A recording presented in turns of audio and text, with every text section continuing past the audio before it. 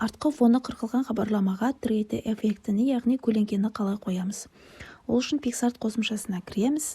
Астындағы плюсті басып, PNG форматты, яғни прозрачный фонды таңдаймыз. Астында добавить фото дегенді басып, фоны алынып тасталған хабарламамызды әкелеміз. Астында одан кейін тейін дегенге басамыз.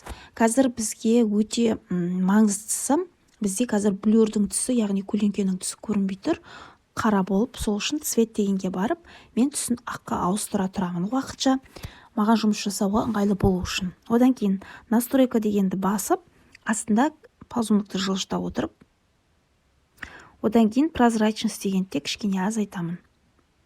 Сосын астында позиция дегенге кіріп, астындағы көріп тұрған блюрді былай қатты жылжытсаңыздар өте әдемі көрінбейді.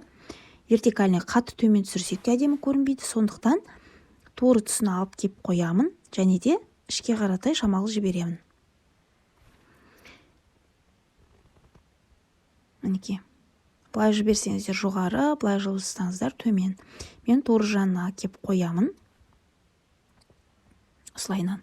Цвет дегенге кіріп, түсін қараға өзгертіп, готово деп, стрелканы басып, сақтап аламыз.